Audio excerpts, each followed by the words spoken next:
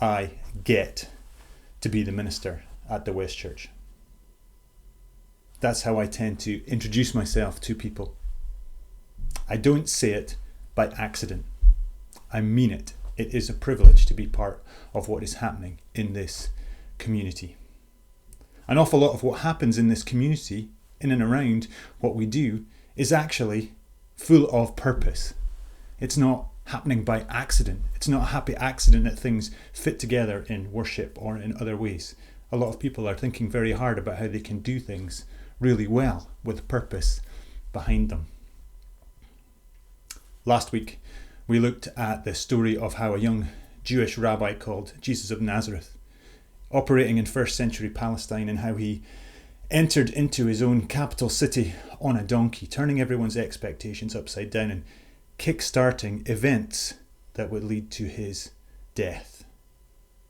That week had an arrest, a betrayal, a sham trial, and the authorities of the time, both Jewish and the Roman machine, worked together to get rid of this troublemaker. And so on the Friday, we have a horrific crucifixion. And then there follows a long Saturday, the Jewish day of rest, from Friday night to Sunday morning. Nothing can be done. There is simply a pause. We have 4 different accounts of the life and the death and the resurrection of Jesus of Nazareth. One is written by a man that we call John, probably collecting his stories together about 60 years after the life of Jesus.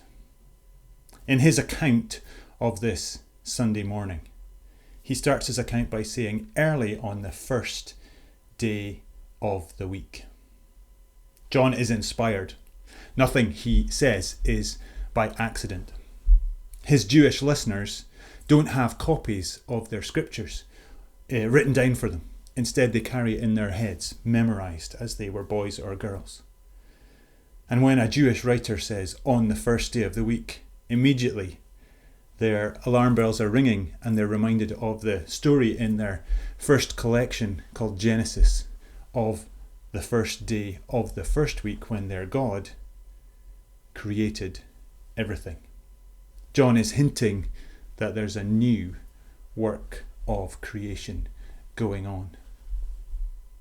John then describes how a woman called Mary Magdalene is the first witness to come to Jesus' tomb, presumably to prepare the body for the next stage in the burial process, and finds a cruel joke. Not only has she lost her teacher, the body she thinks has been stolen.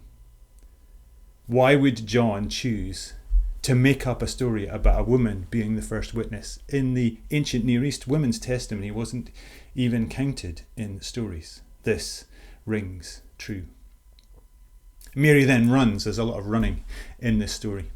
Mary runs to tell 2 of Jesus' students, his followers, his disciples. One called Peter and another mysterious one in this story called the disciple who Jesus loved. Most of us think that John, the writer, is being humble here, talking about himself. Then there's more running.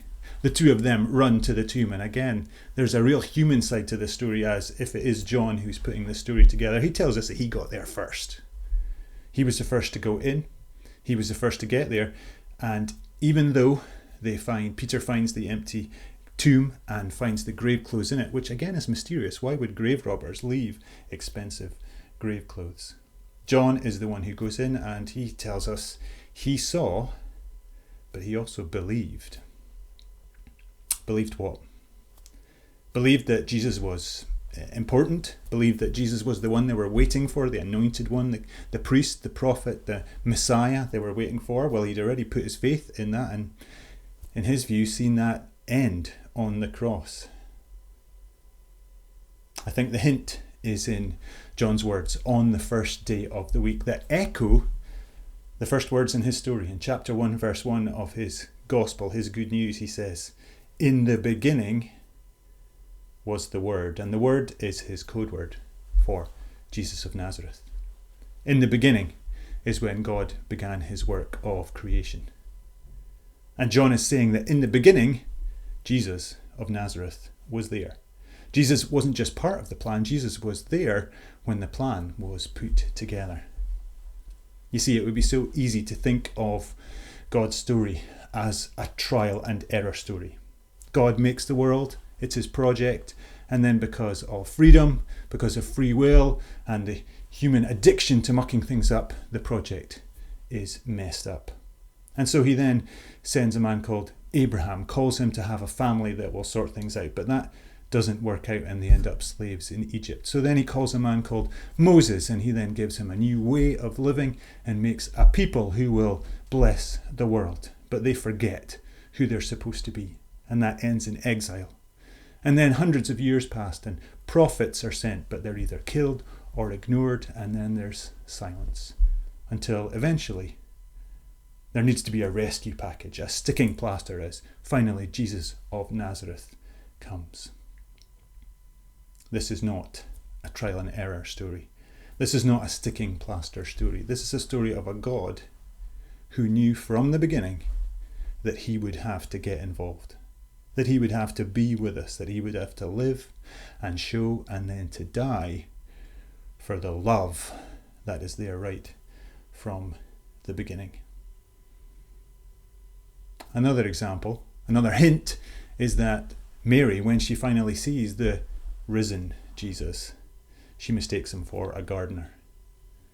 In that very first poem in Genesis, what were human beings put into the creation for? To be gardeners, to take care of the creation, to be part of what God was doing, what God had made the whole project to be and to work together. When I hear the stories of people stepping up, looking out for their neighbours, volunteering in new ways to respond to this crisis, I'm not surprised. And I think the feeling that we have as we play our part in that deep sense in our bones that we are doing something that is right, is because that is what we were made for. To look after each other and the world that we are created to be part of. Why do we celebrate together on a Sunday when the Jewish day of rest was a Saturday? It's because Sunday is Resurrection Day. We don't just celebrate on Easter Day, we celebrate every Sunday that the tomb is empty, that what God did in the life and the death and the resurrection of Jesus of Nazareth is no accident. It is all part of what God has always been doing to put his creation project back on track, and we are invited to be part of that.